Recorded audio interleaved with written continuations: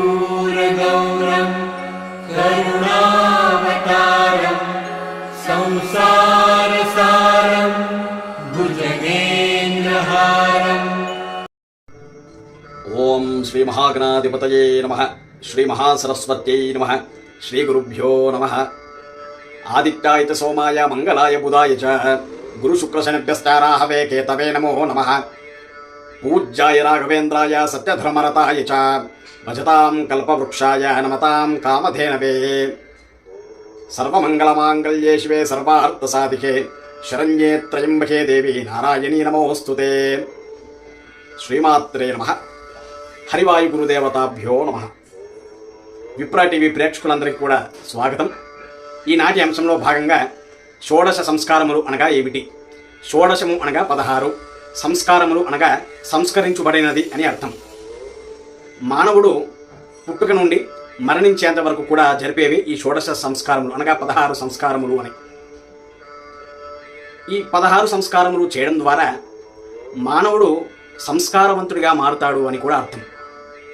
తన శారీరక స్థితిని, మానసిక పరిపక్వతని, సమాజంలో మంచి క్రమశిక్షణగా మానవుణ్ణి దారి చూపేదే ఈ 16 షోడశ సంస్కారములు.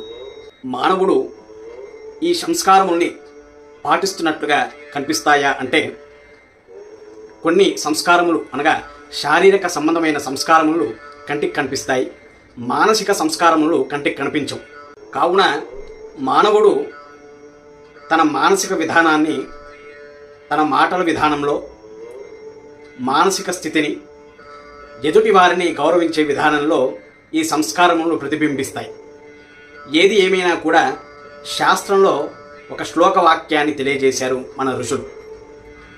వస్త్రేణ వపుషా వాచ విద్యయా వినయేన చ వకార్యై పంచభిర్యుక్తః నరో భవతి పూజితః.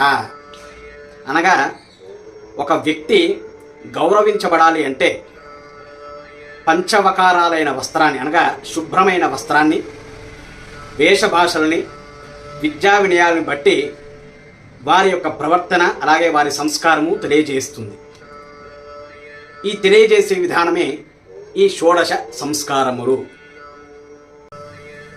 ఇప్పుడు మనమందరము కూడా ప్రాచీన మహర్షులు, మునులు అందరూ కూడా శాస్త్రంలో ఏ విధంగా మానవుడు తన షోడశ సంస్కారముని ఎలా పాటించాలి, షోడశ సంస్కారాల్లో వాటి వివరాలు ఏమిటి, ఇవన్నీ కూడా మీకు తెలియజేస్తాను. ఈ షోడశ సంస్కారములలో ప్రప్రథమంగా గర్భాధానం. గర్భాధానం అనగా వివాహమైన స్త్రీ పురుషులు ఇరువురు కూడా అనగా భార్యాభర్తలు ఇద్దరు కూడా తమ సాంగత్యం ద్వారా ఒక కొత్త ప్రాణికి జన్మనిచ్చేదే గర్భాధానం. తద్వారా వివాహమైన స్త్రీ తన స్వచ్ఛమైన ఆలోచనలతో, శారీరక ఆరోగ్యంతో గర్భం దాల్చినప్పుడు ఆరోగ్యకరమైన తెలివైన బిడ్డకు జన్మనిచ్చేదే ఈ గర్భాధానం. షోడశ సంస్కారంలో భాగంగా రెండవ సంస్కారం పుంసవనం. ఈ పుంసవనం ఇప్పటి తరంలో ఆడపిల్ల మగపిల్లాడు అనే వ్యత్యాసం చూపించడం లేదు, కానీ పూర్వము మగపిల్లాడు జన్మించేంత వరకు కూడా కంటూనే ఉండేవారట పిల్లల్ని. ఎందుకు? వంశానికి వారసుడు కావాలి అనే ఉద్దేశంతో. అలా గర్భం దాల్చినప్పుడు ఈ పుంసవనం అనే క్రతువు చేయడం ద్వారా మగపిల్లాడు పుడతాడు అనే ఒక విశ్వాసం. కానీ ఈ పుంసవనం చేసిన తర్వాత కూడా ఆడపిల్లలు పుట్టే సందర్భాలు కూడా ఉన్నాయి. ఆ తర్వాత మూడవది సీమంతం అని ఒక విశ్వాసం. ఈ యొక్క సీమంతము 16 సంస్కారాల్లో చాలా ముఖ్యమైనది. గర్భం దాల్చిన స్త్రీకి 9వ మాసము లేదా 10వ మాసంలో చేసేదే ఈ సీమంతం. భాగంగా 4వ సంస్కారం నామకరణం. ఈ నామకరణం గురించి నేను ప్రత్యేకంగా చెప్పాల్సిన అవసరం లేదు.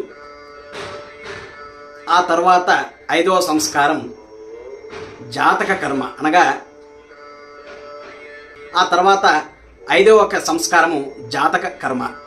పుట్టిన శిశువుకి జరిపే సంస్కారమే ఈ జాతక కర్మ. గర్భంలో ఏర్పడిన దోషాలు తొలగించే ఈ వ్రతంలో భాగంగా నవజాత శిశువుకి ఉంగరం వేలు లేదా బంగారపు స్పూన్తో తేనె, నెయ్యి ఇస్తారు. తద్వారా తేనె నెయ్యిలో ఉన్న ఔషధ గుణాలు వాత కఫ పిత్తాన్ని తొలగించే ఆరోగ్యకరమైన సూత్రం ఉన్నది కావున శిశువుకి అన్నప్రాశన చేస్తారు. తర్వాత 7వది కేశఖండనం, అనగా శిశువుకి మంచి రూపం కలగాలి, తెలివిగా ఉండాలి అని వెంట్రుకలు సమర్పించేది, అనగా పుట్టు వెంట్రుకలు తీయించేదే ఈ కేశఖండనం. 8వ సంస్కారము కర్ణవేది, అనగా శిశువునికి 5 ఏళ్ల లోపు చెవులు కుట్టించే కార్యక్రమం. మనకి మానవుని యొక్క శరీరాల్లో నవరంధ్రాలు ఉంటాయి.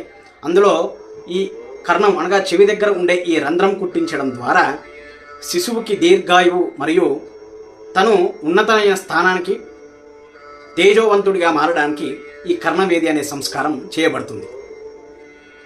సంస్కారాల్లో భాగంగా 9వ సంస్కారం అక్షరాభ్యాసం. శిశువు జన్మించిన 7వ సంవత్సరంలో చేయాలి అని శాస్త్రంలో ఋషులు మునులు మనందరికీ కూడా తెలియజేశారు. కొత్త విషయాల్ని నేర్చుకునేందుకు చేసే సంస్కారమే అక్షరాభ్యాసం. ఆ తర్వాత 10వ సంస్కారం ఉపనయనం, అనగా ఆ మానవుడు పుట్టిన తర్వాత ఊహ వచ్చిన తర్వాత తన నిత్య కర్మానుష్ఠానాన్నింటినీ కూడా అర్హత పొందడానికి ఉపనయన సంస్కారం చేస్తారు. ఇది మనం సహజంగా చూస్తే బ్రాహ్మణ వర్గంలో, వైశ్య వర్గంలో, క్షత్రియ వర్గంలో మనం చూస్తూ ఉంటాము. తద్వారా ఆ యొక్క మానవుడు ప్రపంచాన్ని తెలుసుకోవడానికి అని గురుకులానికి వెళ్ళి విద్యాభ్యాసం చేస్తాడు. ఇది ఉపనయన సంస్కారం. ఈ షోడశ సంస్కారాల్లో భాగంగా 11వ సంస్కారం కేశాంతం, అనగా అబ్బాయికి 16 ఏట దాటిన తర్వాత గడ్డం గీసుకునేందుకు చేసే సంస్కారమే కేశాంతం, అనగా దీని అర్థం అబ్బాయి పెద్దవాడయ్యాడు అని అర్థం. అలాగే స్త్రీలకు కూడా రజస్వరం, అనగా వారు కూడా పెద్ద మనిషి అయ్యారు అనే ఒక అర్థం. ఆ పిమ్మట షోడశ సంస్కారాల్లో భాగమైనది సమావర్తనం, అనగా అప్పట్లో విద్యార్థులందరూ కూడా గురుకులంలో తమ విద్యని ముగించుకున్న తర్వాత గురువు నుండి పర్మిషన్ తీసుకొని వారిని పూజించి వారికి తోచిన దక్షిణ సమర్పించి బయట ప్రపంచానికి వెళ్ళి తమ విద్యను 10 మందికి తెలియజేసే సంస్కారమే ఈ సమావర్తనం. ఆ పిమ్మట వివాహము. ఇది షోడశ సంస్కారాల్లో భాగంగా మానవునికి చాలా ముఖ్యమైన ఘట్టం. వివాహం, అగ్నిసాక్షిగా వివాహం చేసుకొని ఆఖరి క్షణం వరకు ఆమెతోనే జీవించాలి అనేది శాస్త్రవచనం. స్త్రీ పురుషుల యొక్క మానసిక శారీరక పరిపక్వతని తెలియజేసేదే ఈ యొక్క వివాహ సంస్కరణం. షోడశ సంస్కారంలో భాగంగా చివరిది 16వ సంస్కారం అంత్యేష్టి. మానవుడు తన చివరి క్షణాలని గడిపేదే అంత్యక్రియలు. చనిపోయిన వారి కుమారులు తమ వారి శాంతి కోసమై ఉన్నత లోకాన్ని సద్గతి పొందాలి అని తలకొరివి పెట్టి చేసేదే అంత్యక్రియలు. ఆ పిమ్మట 13 రోజులు కర్మకాండలు చేసి ఆ తర్వాత అన్న సంతర్పణాలు చేయడంతో ఆ యొక్క అంత్యేష్టి కార్యక్రమం ముగిస్తుంది. ఆ పిమ్మట ఈ 16 సంస్కారాలు కూడా మానవుడికి తన జన్మ రహస్యాన్ని అలాగే ఉన్నత సద్గతిని పొందడానికి ఉత్తమమైన మార్గం. ఇదండి మానవుని యొక్క పుట్టుక నుంచి మరణించేంత వరకు కూడా చేసే ఈ ప్రక్రియలే 16 షోడశ సంస్కారములు.